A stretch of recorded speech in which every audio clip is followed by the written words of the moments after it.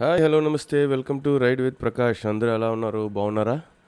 So Srisailam వీడియోలలో తర్వాత video వచ్చేసి ఇవాళ మనం శివాజీ మహారాజ్ యొక్క మందిరాన్ని అలాగే శ్రీశైలంలో ఇంకో కొన్ని ప్లేసెస్ని, శ్రీశైలం డ్యామ్ని, అలాగే శ్రీశైలం అన్నదానం ఎట్లా చేస్తారు, ఎక్కడ చేస్తారు అన్నది, అది ఎలా ఉంటుంది అనేది కూడా మనం ఈరోజు చూసుకుందాం. సో ప్రస్తుతం మనం రూమ్ నుంచి అయితే ఇప్పుడు బయలుదేరి శివాజీ మహారాజ్ యొక్క మందిరానికి అయితే చేరుకోబోతున్నాం. ఇది గుడికి ఎగ్జాక్ట్గా బ్యాక్ సైడ్ ఉంటుంది అన్నమాట. మనకి ఇది కొత్తగా నిర్మించారు. ఇంతకుముందు వేరేలా ఉండేది, కానీ ఇది కొత్తగా నిర్మించిన ప్లేసు చాలా అద్భుతంగా ఉందని చెప్పారు. సో మనం ఇప్పుడు రోడ్లన్నీ దాటుకుంటూ ఎక్కడికక్కడ బోర్డులు ఉంటాయి మీకు, కాబట్టి ఏమీ కన్ఫ్యూషన్ అయ్యేది ప్రాబ్లమే ఉండదు. మామూలుగా మీరు ఆటోలో వస్తే వాళ్ళకి చెప్పేస్తే తీసుకెళ్ళిపోతారు. లేదు మీరు ఓన్ వెహికల్లో వస్తే ఎక్కడెక్కడ బోట్స్ ఉంటాయి, మీరు ఎంచక్క బోట్ చూసుకుంటా మీరు డ్రైవ్ చేసుకుని వచ్చేయచ్చు.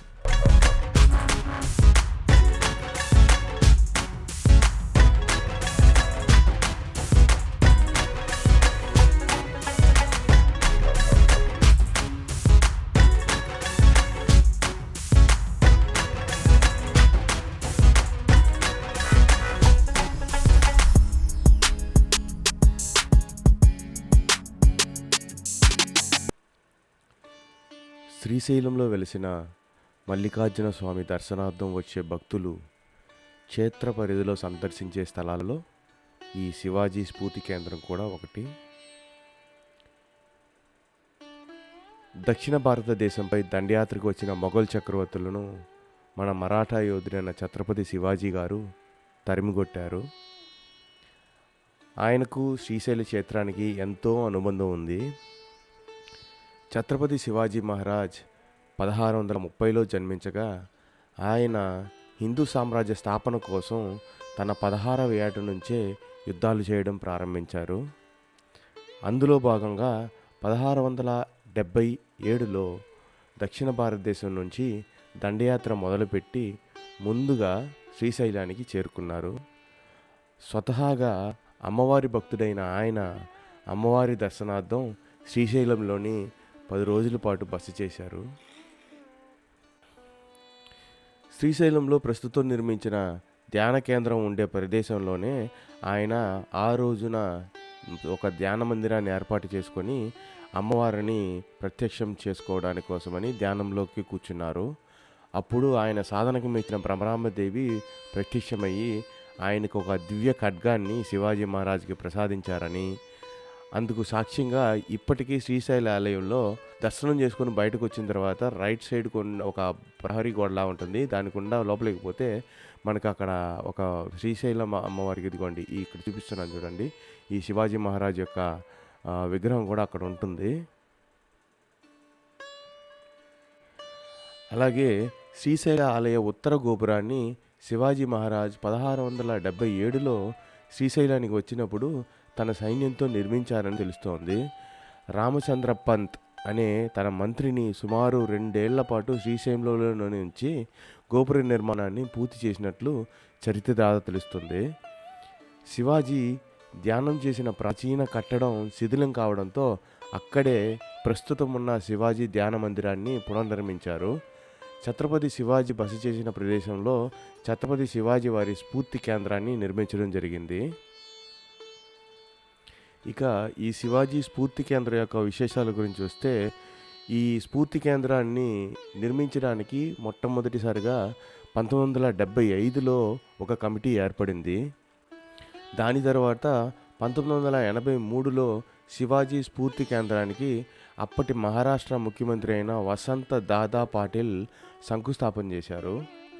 ఇక అప్పటి నుంచి ఈ యొక్క స్ఫూర్తి కేంద్రాన్ని అంచెలంచెలుగా నిర్మాణం చేస్తూ వచ్చారు.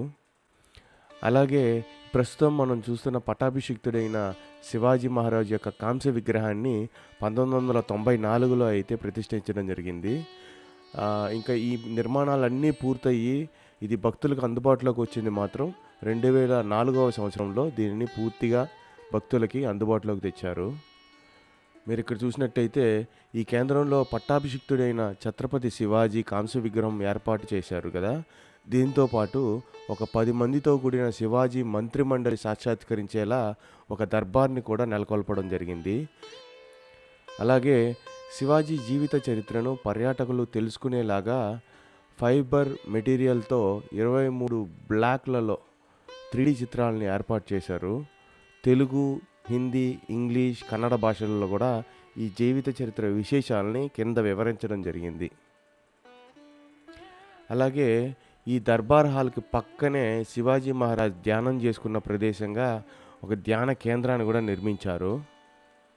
ఈ ధ్యాన కేంద్రాన్ని పూర్తిగా రాజస్థాన్ మెటీరియల్‌తోనే నిర్మించడం జరిగిందనమాట.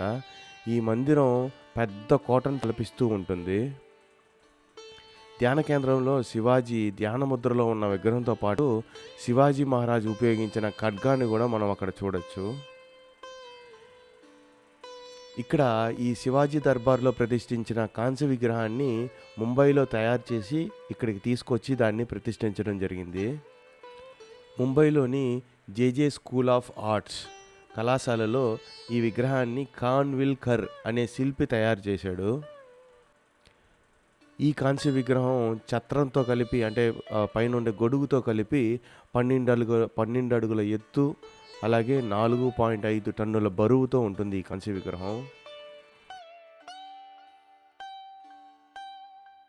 సాధారణంగా మనం శివాజీ మహారాజ్‌ని గుర్రం మీదనో, లేకపోతే నిలబడుకునో, లేకపోతే కాషాయ రంగులో ఉండే విగ్రహాలు ఇట్లాంటివి ఏదో చూస్తాం. కానీ ఇక్కడ శ్రీశైలంలో ఉండే విగ్రహం అయితే కాంస్య విగ్రహం సింహాసనంపై గంభీరంగా కూర్చుని చిరుమందహాసం ఇస్తూ ఒక చత్రంతో అంటే గొడుగుతో ఉంటాడు.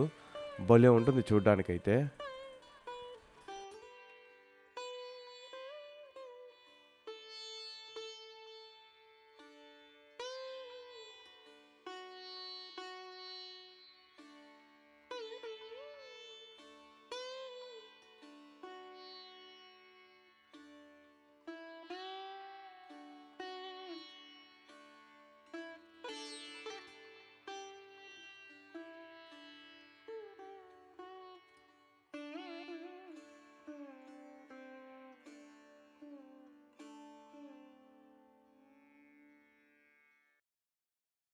అలా శివాజీ మహారాజ్ యొక్క స్ఫూర్తి కేంద్రాన్ని చూసుకున్న తర్వాత కాస్త బయటకొచ్చి నేరుగా మనం వచ్చిన దారిలోనే రివర్స్ వచ్చి లెఫ్ట్ తిరిగినట్లయితే మనకి ఒక రోడ్డు పైకెళ్తూ ఉంటుంది కొంచెం మిట్ట మీదకి. సో, ఆ రోడ్డు గుండా వెళ్తే మనకి మల్లమ్మ కన్నీరు అంటే చాగంటి కోటేశ్వరరావు గారు చెప్పిన హేమారెడ్డి మల్లమ్మ యొక్క ఆలయం అయితే వస్తుంది.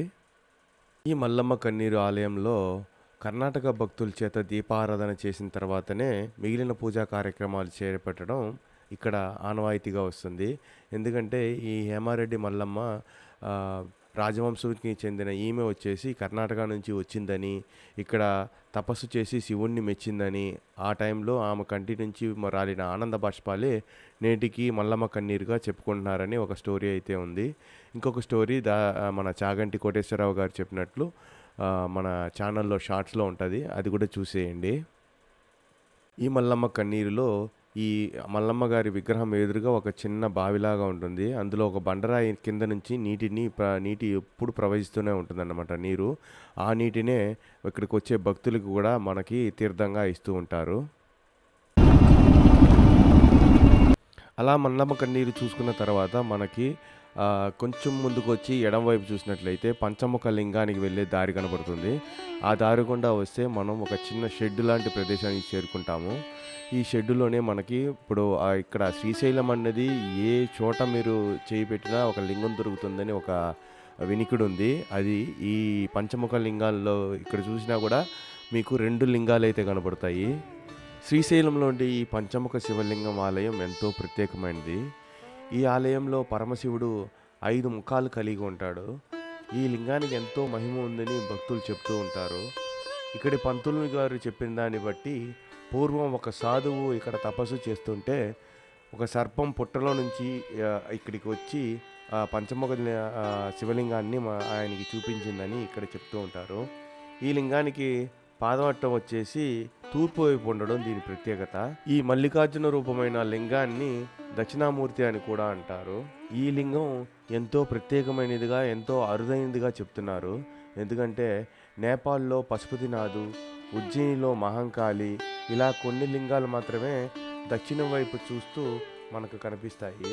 ఇక్కడ ఈ లింగం వచ్చేసి 1992 తవ్వకాల్లో బయటపడిందని ఇక్కడి వాళ్ళ ద్వారా తెలుస్తూ ఉంది.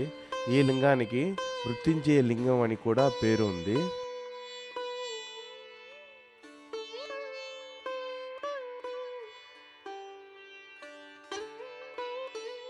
సో అవండి శ్రీశైలంలో చూడదగిన ప్రదేశాల్లో ఇంకొన్ని.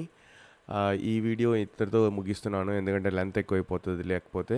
నెక్స్ట్ వీడియోలో శ్రీశైలం డ్యాము, అలాగే శ్రీశైలంలో అన్నదానం ఎలా చేస్తారు, వీరభద్ర స్వామి, అలాగే గుడి చుట్టూ ఉండే కొన్ని విషయాల గురించి తెలుపుకొని ఆ తరువాతి వీడియోలో అక్కమహాదేవి గుహలకైతే మనం వెళ్దాం.